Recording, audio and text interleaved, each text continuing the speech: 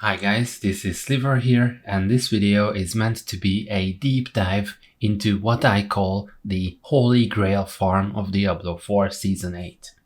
Now, if you are unaware, I released a video earlier today about the Holy Grail farm, and I called it that because theoretically you can farm an infinite amount of, well, basically everything: mythic unique items, Obducite, Ancestral legendaries, and uniques, and even runes with it. And it's not that theoretical anymore because you can do it, it's just not very consistent. So the aim of this video is go into a little bit deeper into the mechanisms of how this works with the hope of consistently recreating it. Now again, for those who are not familiar with the earlier video, the aim of this farm is trying to kill the boss of the caves part of Kurast Undercity over and over again with only using one tribute. And this way you can get an unlimited amount of loot that the tribute would normally provide over and over again by killing the boss and resetting it. This is the concept. And with this explained, let's watch the kill in normal speed. So we are a rogue, we have a few items unequipped so that we can die during this encounter, and first we're just trying to damage the boss slowly and surely. The constant AoE swirly thing appears around the boss, and this is what we're going to use to kill our character. Again, our goal is to kill our character before the boss dies, ideally a few seconds before. So when the boss gets low, I run into this swirly AoE and die, and then the boss dies after me.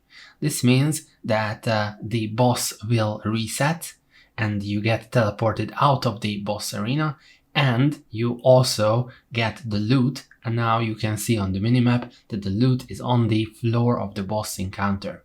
However, when I enter the boss arena, the boss is up again once again, and we can kill it.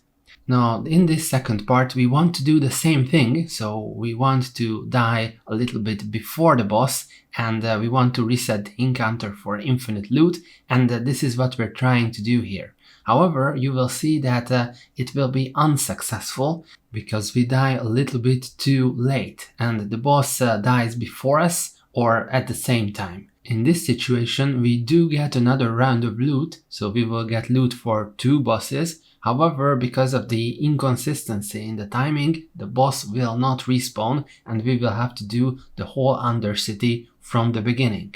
And this is all because we died too late. Now, this has happened to me multiple times when I was testing this method, and I feel like it is very difficult to overcome. However, this is the purpose of this video, to help somebody, maybe myself, maybe a viewer, find a build or class that can consistently reproduce this bug, because that would mean an unlimited amount of resources for basically no effort at all.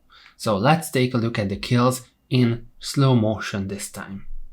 You can tell that at this point we're just trying to damage the boss to have low enough health that we can snipe it. And I'm pretty sure that you can already tell that this requires a class that has very precise control of its damage, and also has a skill that does damage a little bit after you cast it. In our situation, Death Trap does damage quite a lot of time after we cast it.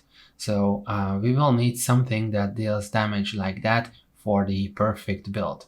And now you can see that I'm inside the swirlies and the boss is still living, and I'm getting the dot on me and die. And later on, let's say half a second, 1 second later on, the boss will die. This timing is crucial once again in order to have this glitch work, because we want the boss to drop loot, but we also want the boss to respawn. When you die too late, then what will happen is that when you re-enter the boss arena, you will not find the boss there. All you will find there is your loot, and unfortunately you would have to redo the whole Kurast Undercity run. So in this situation, the second boss kill, even though we tried to do the exact same thing of getting the boss to low health and then running out to die in the swirly AoE around the boss, we still managed to kill the boss and die, but this time we died too late, or you can also say the boss died too early. Now the problem is the boss becomes immune a little bit after you die, so you can't just set up a skill that will do damage multiple seconds later, because then you will encounter a boss that is immune. So we are looking for a class that can control its damage very well and has some kind of skill that does damage a little bit delayed after you cast it, but it cannot be too delayed because the boss will become immune by then. So we are looking for a class and spec that can do just that. I hope this video has been useful for you, and if you find a class that is a good contestant for consistently farming this, then feel free to let me know in the comments. Thanks.